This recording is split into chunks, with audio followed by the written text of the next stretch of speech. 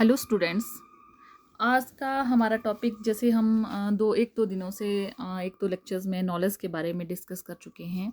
आज हम डिस्कस करेंगे types of knowledge. Types of knowledge means ज्ञान के प्रकार। ज्ञान दो प्रकार का है, एक जनरल नॉलेज और एक स्पेसिफिक नॉलेज। जनरल नॉलेज के भी आगे अलग अलग टाइप्स हैं कि जनरल नॉलेज जो सामान्य ज्ञान है वो हमें कहाँ कहाँ से प्राप्त होता है, और जो स्पेसिफिक नॉलेज है वो हमें कहाँ से प्राप्त होता है। स्पेसिफिक मीन्स विशिष्ट ज्ञान। आज हम जनरल नॉलेज की टाइप्स के बारे में ही डिस्कस करेंगे कि जनरल नॉलेज हमें कहाँ कहाँ से प्राप्त होता है। अब जनरल नॉलेज में है फर्स्ट जो टाइप है वो है प्रायरी नॉलेज। प्रायरी नॉलेज होता है भाविक ज्ञान। ये इस प्रकार का ज्ञान है जो हमें अनुभव की सहायता के बिना ही प्राप्त हो जाता है। हमने देखा था कि कुछ कल हमने थ्योरीज भी पढ़ी थी, उसमें हमने देखा था कि कुछ जो ज्ञान है वो हमें अनुभव के द्वारा प्राप्त होता है। लेकिन जो जनरल नॉलेज है, जनरल नॉलेज में जो पहली टाइप है, सामान्य ज्ञान में जो पहली टाइप है वो है भाविक ज्ञान, प्रायरी नॉलेज।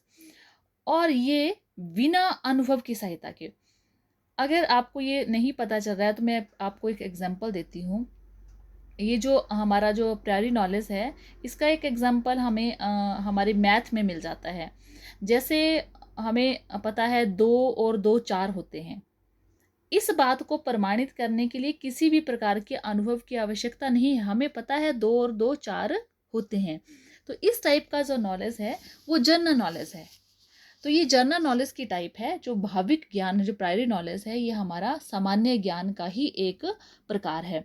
और ये इस प्रकार का नॉलेज है जिसमें अनुभव की सहायता के बिना, बिना एक्सपीरियंसेस के हम नॉलेज गेन कर सकते हैं। और ये है जैसे 2 और 2 4 होते हैं, 2 और 3 5 होते हैं। इस बात को सिद्ध करने के लिए हमें किसी अनुभव की आवश्यकता नहीं है, क्योंकि इसमें तर्क दिया हुआ है। तर्क शास्त्र में भी इसके कई एग्जाम्पल मिल जाते हैं। अगर हमने किसी बात का तर्क देना है, जैसे तर्क शास्त्र में हम देखते हैं कि ए ग्रेटर देन वी, जो ए है वो बी से बड़ा तथा वी ग्रेटर देन सी। ए जो है वो बी से बड़ा है और वी सी से बड़ा है। इसमें इस ढंग से तर्क दिया जा सकता है कि अगर ए जो है वो बी से बड़ा है और बी सी से बड़ा है तो इट मीन्स ए है वो सी से क्या है, बड़ा है।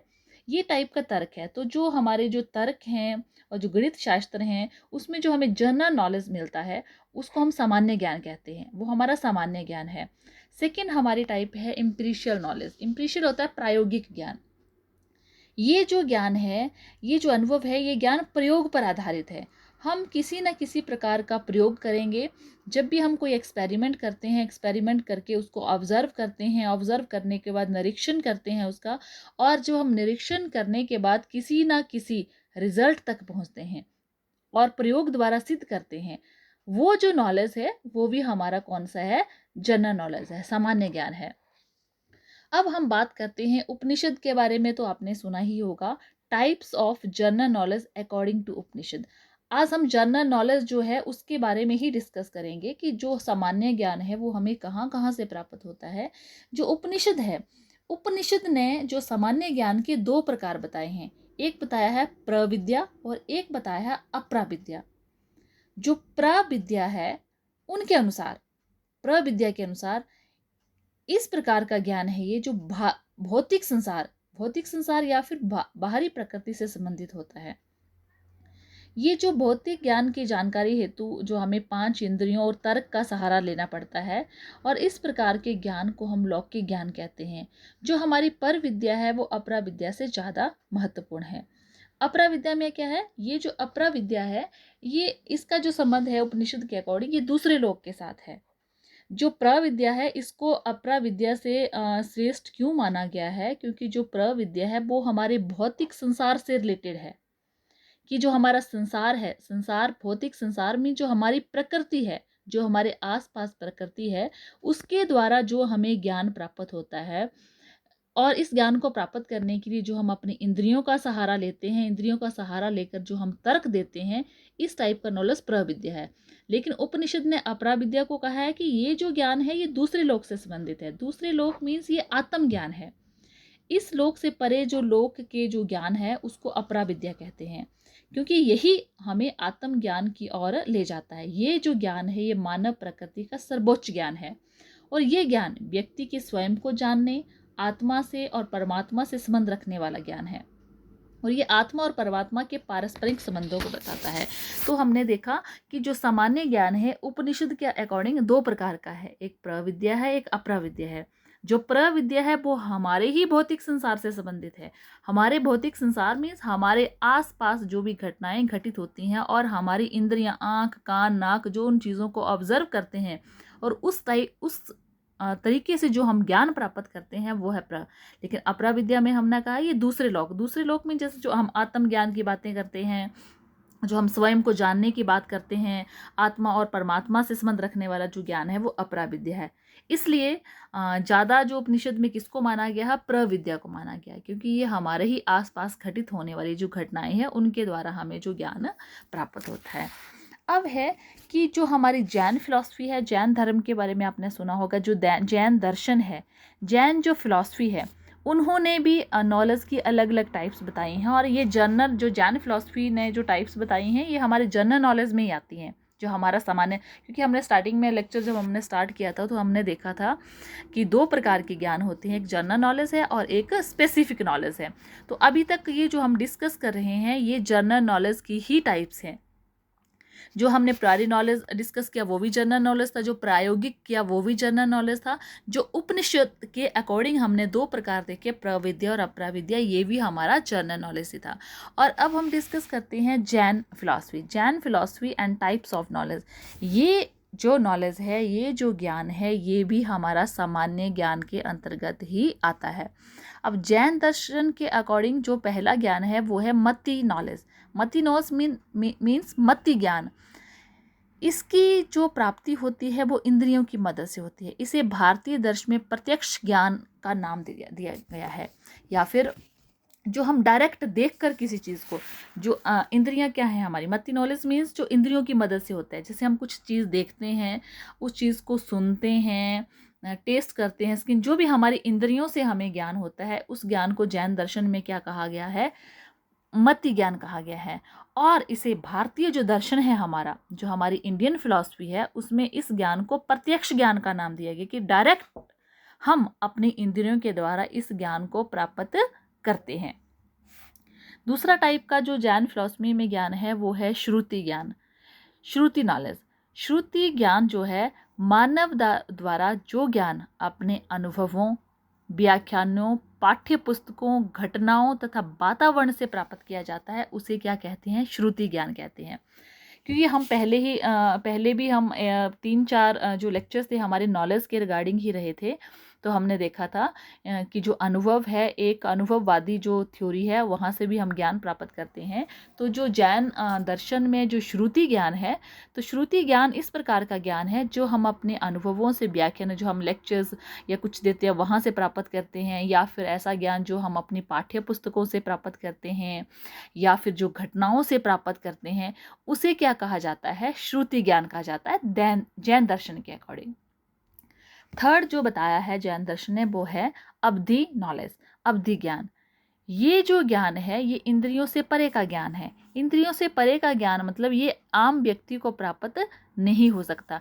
ये तभी उत्पन्न होता है जब व्यक्ति के कर्म और जिम्मेदारियां बहुत कम हो जाती हैं तथा वे देश व समय की सीमा को पार कर दूरदर्शिता के रूप में बहुत दूर तक देखने की दृष्टि रखता हो। इससे अभिप्राय हमारा ये है, ये जो नॉलेज है वो इंद्रियों से परे है, क्योंकि जो इंद्रियों से नॉलेज हमें मिलता है, हमने पहले डिस्कस किया, उस हमें मति नॉलेज कहते हैं उसे हम, और वो है वो हम डायरेक्ट मिलता है हमें। लेकिन ऐसा भी ज्ञान है जो हमें डायरेक्ट इंद्रियों से प्राप्त नहीं होता। ये तब उत्पन्न होता है जब व्यक्ति कर्म और जिम्मेदारियां उसकी कम हो जाती हैं, और उस प्रकार जब कर्म और जिम्मेदारियों से मुक्त होकर ये बहुत कम हो जाती हैं, उससे परे जब वो सोचता है, तो वो कौन सा है, अवधि ज्ञान। जो 4th नंबर है जैन दर्शन के अकॉर्डिंग वो है टेलीपैथी नॉलेज। टेलीपैथी को हिंदी में कहते हैं मना प्रय विज्ञान। ये वह विज्ञान है या वह ज्ञान है जिसके द्वारा व्यक्ति दूसरों के विचारों, गुणों तथा मनोभावों का ज्ञान कर सकता है। इसे हम टेलीपैथी के रूप में या पूर्व कथन के रूप में समझ सकते हैं। तो हमने देखा कि जो टेलीपैथी ज्ञान है, जैन दर्शन ने बताया है कि ये भी जनरल नॉलेज है, सामान्य ज्ञान है, लेकिन ये ऐसा ज्ञान है जो हमें दूसरों के विचारों से, गुणों से या उनके मन के भावों से प्राप्त होता है। जब हम कई बार हम देखते हैं कि हम किसी पर्सन से मिलते हैं तो हम देखते हैं कि इसके मन में ऐसे हमें इससे जजमेंट सी होती है कि इसके मन में कुछ और चल रहा है। मीन्स उसके जो मन के भाव हम पढ़ लेते हैं कई बार कि जो मानसिक या तो बात के करने के तरीके से या उसके विचारों से या गुणों से हमें पता चल जाता है कि इसके मन में किस टाइप के भाव चल रहे हैं। तो इस चीज़ से भी हम कुछ एक ज्ञान प्राप्त करते हैं। तो इस प्रकार का जो ज्ञान होता है उसे क्या कहते हैं? टेलीपैथी नॉलेज, मीन्स मनोविज्ञान। और ये आता है जैन दर्शन के अंतर्गत। तो जैन दर्शन ने ही ये टाइप्स बताई है टेलीपैथी नॉलेज की। लास्ट बताया है जैन फिलॉसफी ने कैवल्य नॉलेज। कैवल्य नॉलेज मीन कैवल्य ज्ञान। इसे ये जो कैवल्य ज्ञान है इसे परिपूर्ण ज्ञान कहा जाता है। और ये ज्ञान केवल उन्हीं को प्राप्त हो सकता है जो कर्म के हर बंधन से मुक्त हों। ये ज्ञान निरंतर चलने वाला होता है तथा इसे प्राप्त कर जो मानव है वो ज्ञानी बन जाता है तथा मोक्ष को प्राप्त कर सकता है। हम कहते हैं कि हमें मोक्ष कब मिलेगा? जब हम सभी प्रकार के जो बंधन हैं, जो सभी प्रकार के जो कर्म के बंधन हैं, जो मोह भाव है, उनसे परे अगर हमको ज्ञान प्राप्त करते हैं तो उसे कहते हैं कैवल्य ज्ञान। और ये इस प्रकार का ज्ञान है जिससे मानव बहुत ज्ञानी हो जाता है और वो मोक्ष को भी प्राप्त कर सकता है। तो ये जो टाइप्स थी ये थी जैन फिलॉसफी के अकॉर्डिंगली, लेकिन ये सभी सामान्य नॉलेज के अंतर्गत ही आते हैं। सामान्य जो हमारा ज्ञान है उसके अंतर्गत ही आते हैं। तो हम एक बार फिर से देखते हैं मति नॉलेज जो इंद्रियों की मदद से प्राप्त होता है और इसे हम डायरेक्ट नॉलेज कहते हैं। श्रुति नॉलेज, श्रुति नॉलेज ऐसा है जो अनुभवों से, पाठ्य पुस्तकों से, घटनाओं से और वातावरण से प्राप्त किया जाता है। जो हमारा अवधि नॉलेज है, अवधि नॉलेज इंद्रियों से परे, इंद्रियों से परे का मतलब है जब हम अपने कर्म और जिम्मेदारियां करते हैं और जो हमारे कर्म और जिम्मेदारियां कम हो जाते हैं उसके बाद जब हम दूरदर्शिता, दूर की दृष्टि रखते हैं कि हमें इस चीज़ से ये घटित होने वाला है, दूरदर्शिता से जो हमें ज्ञान प्राप्त होता है वो जो है वो अवधि नॉलेज है। और टेलीपैथी नॉलेज है, टेलीपैथी नॉलेज ऐसा है जो हमें दूसरों के विचारों से, गुणों से और मनोभावों से प्राप्त होता है। और कैवल्य ज्ञान, कैवल्य ज्ञान वो है जब व्यक्ति हर कर्म के बंधन से मुक्त हो जाता है और वो मोक्ष की प्राप्ति की ओर जाता है। तो इस प्रकार का जो नॉलेज है उसे भी हम जनरल नॉलेज कहते हैं। अब हम डिस्कस करते हैं justice philosophy. Justice philosophy means न्याय दर्शन, कि न्याय दर्शन के अकॉर्डिंग जो ज्ञान है उसके कौन कौन से प्रकार हैं। न्याय दर्शन ने जो 4 प्रकार दिए हैं। एक दिया है डायरेक्ट नॉलेज। ये जो जस्टिस फिलॉसफी है इसके अंतर्गत जो हम डिस्कस करेंगे ये भी जनरल नॉलेज ही है, लेकिन ये जस्टिस फिलॉसफी ने बताए हैं, न्याय दर्शन ने बताए हैं। फर्स्ट है डायरेक्ट नॉलेज। अब देखिए हमने जैन दर्शन में भी डिस्कस किया और जैन दर्शन में उस जो डायरेक्ट नॉलेज था उसको क्या नाम दिया गया था? मति नॉलेज। लेकिन जो जस्टिस फिलॉसफी है उसको उसमें नाम दिया गया है डायरेक्ट। डायरेक्ट मीन्स सीधे, और सीधे नॉलेज हमें कहाँ से प्राप्त होता है? अपने इंद्रियों से या फिर इंट्यूशन से। ठीक है, तो जो हमने मति नॉलेज और जो डायरेक्ट नॉलेज है इसमें इतना ही डिफरेंस है कि मति नॉलेज में जो भी ज्ञान प्राप्त होता है वो हमें इंद्रियों की सहायता से प्राप्त होता है, लेकिन जो डायरेक्ट नॉलेज है, डायरेक्ट नॉलेज में एक तो हमें इंद्रियों से प्राप्त होता है ज्ञान और एक है इंट्यूशन, जो अंतर ज्ञान, जो हमारी अंतर आत्मा, जो हमें अंतर से आवाज़ आती है उससे हमें जो नॉलेज मिलता है, वहाँ से हम जो ज्ञान की प्राप्ति करते हैं उसको कहते हैं हम डायरेक्ट। तो जस्टिस फिलॉसफी के अंदर जो डायरेक्ट नॉलेज है उसमें 2 प्रकार के नॉलेज की। डायरेक्ट नॉलेज को किस प्रकार? डायरेक्ट का मीन्स सीधे, सीधे मतलब या तो इंद्रियों के द्वारा या फिर इंट्यूशन के द्वारा, जो हमारी अंतरात्मा, जो अंतःकरण से हमारी आवाज़ आती है वहाँ से हम जो ज्ञान प्राप्त करते हैं वो कौन सा है? Direct knowledge. सेकेंड टाइप है जस्टिस फिलॉसफी में एज्यूम्ड नॉलेज। एज्यूम्ड मीन्स जिसको मान के चलते हैं। ये ज्ञान अंदाजे पर आधारित है। जैसे एक एग्जांपल लेते हैं, उदाहरण के तौर पर किसी व्यक्ति के मुख मुद्रा को देखकर उस व्यक्ति के गुणों को बताना, व्यक्ति की चाल को देखकर उसका व्यक्तित्व बताना, बादलों को देखकर वर्षा का अनुमान लगाना। मीन्स ये जो है एज्यूम्ड नॉलेज है, हम ये मान कर चलते हैं कि व्यक्ति अगर इस ढंग से बात करता है, उसके जो चेहरे के हाव भाव हैं इस ढंग से हैं, तो वो उसके किस टाइप के गुणों का बताता है। या फिर व्यक्ति की चाल को देख के हम उसके व्यक्तित्व को, उसकी पर्सनैलिटी का पता लगाते हैं। या बादलों को देखकर हम ये अनुमान लगाते हैं कि वर्षा होने वाली है। मीन्स हम ये मान कर चलते हैं, जरूरी नहीं है कि वो वैसा ही होगा। अगर किसी व्यक्ति की चाल ऐसी है तो वो उसके जो भाव हैं, गुण हैं, ऐसे हैं। या फिर बादल आ रहे तो वर्षा होगी ही होगी, ऐसा नहीं है।